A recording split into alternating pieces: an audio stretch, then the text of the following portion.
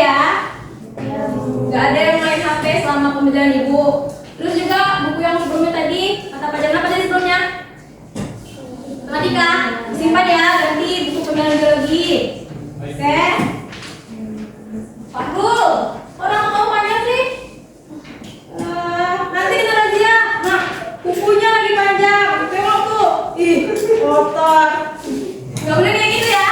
Ini yang lain juga nih, kalau ini. Rambutnya panjang-panjang semua. Kuku-kukunya juga ya. Pertemuan berikutnya ibu tengok kalau misalnya kukunya masih ada yang panjang, rambutnya juga nih yang cowok kalau masih panjang-panjang. Gak kasih ibu, gak ibu kasih ya sama pelajaran ibu. Gak boleh kayak gitu ya. Iya bu. Nah, dari peristiwa ini nih, kira-kira kenapa sih kuku sama rambut kita itu bisa terus tumbuh? Terus itu juga kalau misalnya kita ada luka, itu kenapa seiring waktu jadi tubuh kita ini bisa menyembuhkan luka tersebut? Kenapa? Karena tubuh kita punya kemampuan untuk bertumbuh dan memperbaiki diri. Nah, iya betul ya. Yang disebut oleh Ari itu betul. Jadi tubuh kita ini memiliki kemampuan untuk menyembuhkan dan meregenerasi sel agar mendukung pertumbuhan dan perbaikan jaringan yang ada di tubuh kita nih. Nah, jadi di dalam tubuh kita ini ada sel-sel. Nah, sel-sel ini akan menghasilkan sel-sel baru. Nah, proses ini tuh disebut sebagai proses mitosis, pembuahan mitosis ya. Jadi kenapa sih kita penting untuk belajar tentang mitosis ini? Nah, ini berkaitan lagi nih sama yang tadi nih, untuk mendukung pertumbuhan dan perbaikan jaringan. Jadi karena itu penting untuk kita mempelajari materi tentang mitosis ini ya. Oke. Jadi dengan begini tujuan pembelajaran yang akan kita capai pada hari ini adalah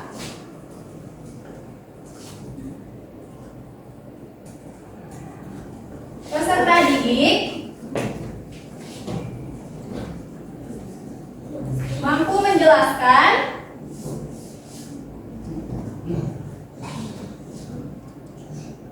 pengertian dari mitosis nih.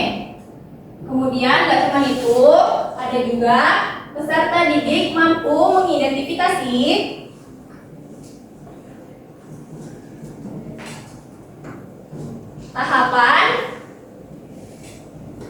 tahapan mitosis. Dan tujuan pembelajaran kita yang terakhir itu peserta didik mampu menjelaskan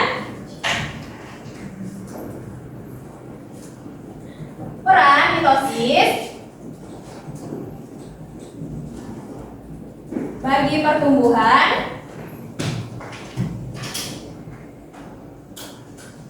dan perbaikan jaringan.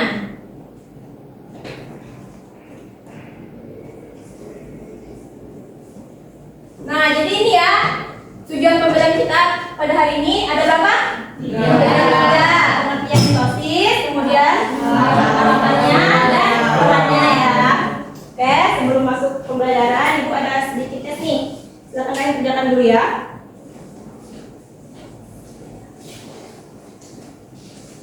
Fokus belakang.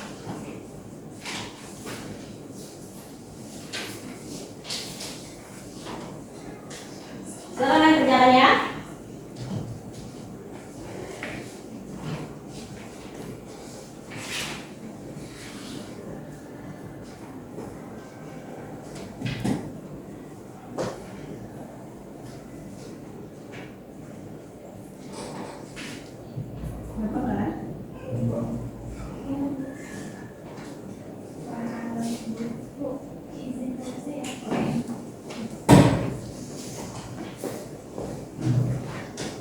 Sudah? Oke, over. Stafet dari belakang ke depan. Silakan.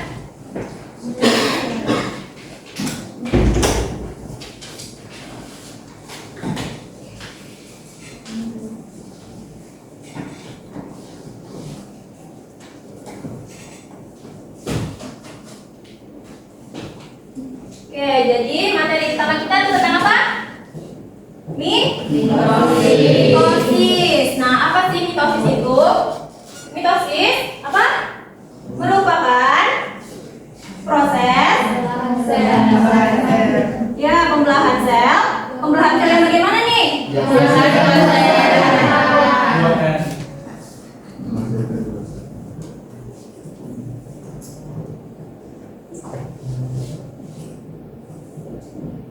Yang sifatnya bagaimana?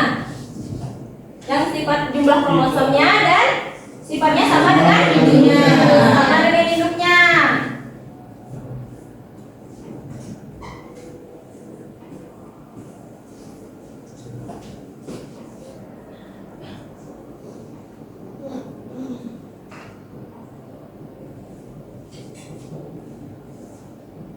Nah, jadi pembelahan mitosis ini terjadi di seluruh bagian tubuh kita. Contohnya itu seperti ada sel penyusun akar rambut kalian, terus ada juga sel-sel yang ada di kulit kalian, maupun juga seluruh sel yang ada di tubuh kalian. Tapi ada kecualinya nih, kecuali sel kelamin. Nah, jadi mitosis ini tuh ada tahapan-tahapannya. Tapi sebelum itu ibu mau kasih kalian lihat ini dulu. Nah, ini adalah tahapan-tahapan dari pembelahan mitosis. Nampak? Nampak kan ya? Oke, jadi sebelum pembelahan mitosis ini dimulai, tahapan-tahapannya itu ada dulu nih interfase. Nah, fase interfase ini tuh dia itu ada 3 fase lagi. Fase yang pertama namanya fase G1. Nah, di G1 ini sel ini ukurannya akan bertambah besar. Kemudian fase yang kedua, sel ini akan mengalami sintesis dan replikasi DNA.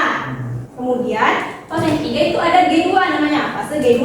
Nah, pada fase ini tuh organel-organel dari selnya ini sudah mulai terbentuk dan dia juga sudah mulai mulai siap untuk mengalami pembelahan.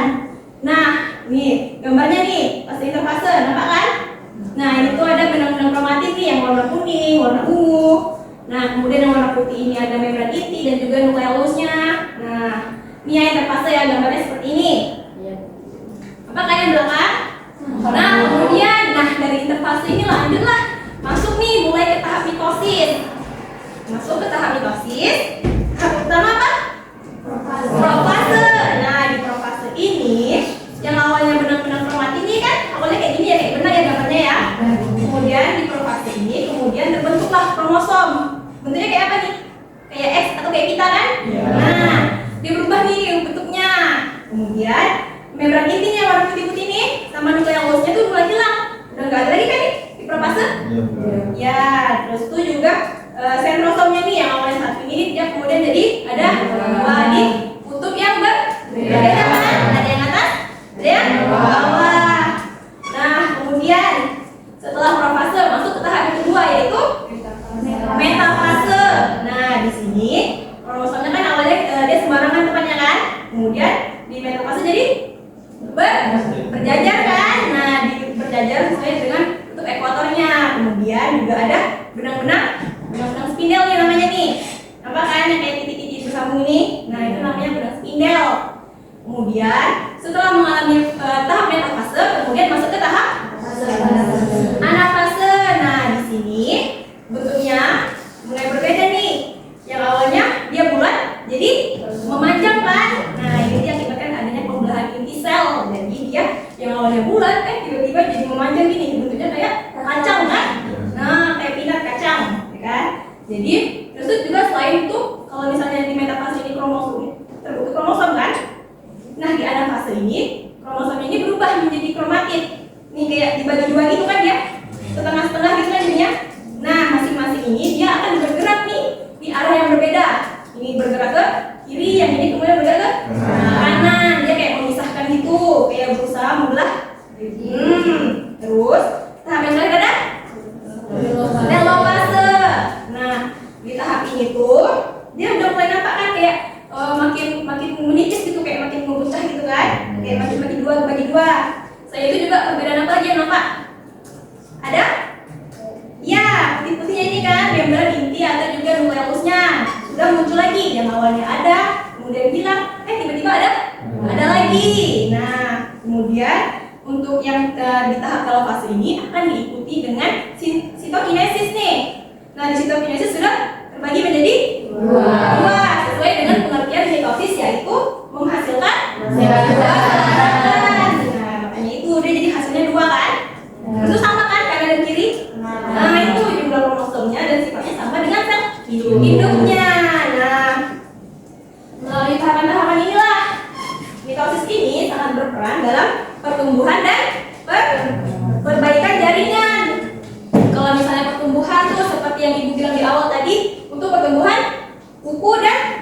rambut. Kalau perbaikan jaringan seperti kalau misalnya kita luka nih, kan luka ya kan?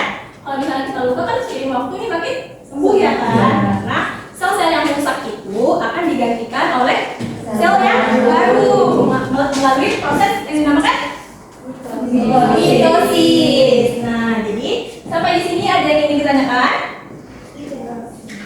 Sudah paham? Oke, kalau udah ada yang ditanyakan, ibu kasih KPD ya untuk kalian. Ibu bentuk 3 kelompok nih. Oke? Febri, Lenita, Sri, Sriani, Erdi kelompok 2. Kelompok 1 deh. 1, 2, 3 ya. Tuh. Terus Erdi, Fahrul, Ade, dan Yuni kelompok 2. Kemudian sisanya ada Dila, Erika, Novita, Rani, dan Dina kelompok 3 ya. Silakan kalian kerjakan dulu. Jadi di situ ada kasus ya. Nah di kasus itu silakan kalian amati dan kalian diskusikan dengan kelompok kalian masing-masing.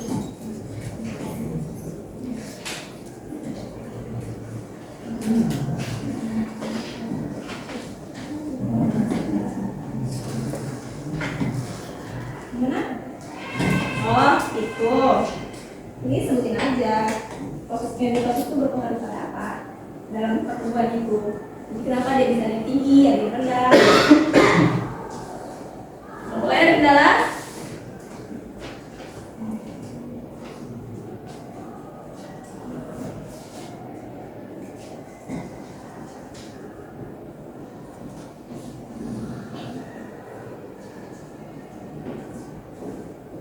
Kalau ada yang bingung tanyakan ya.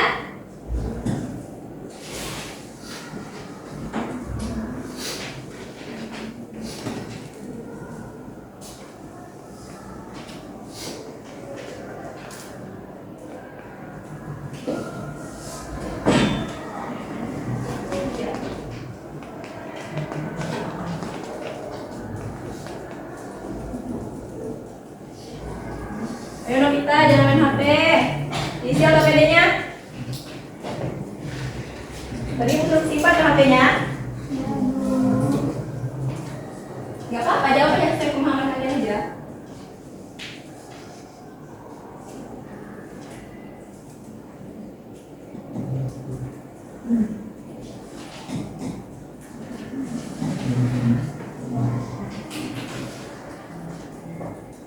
Oke, sudah?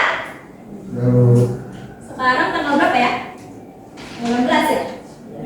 Oke, karena sekarang tanggal genap, ibu mau kelompok yang genap ya, kelompok 2. Silakan presentasikan. dari hasil diskusi kami dari kasus yang ada Bu, izin ya. dari kasus yang ada di KPD ini, bahwasanya mitosis berperan dalam menambah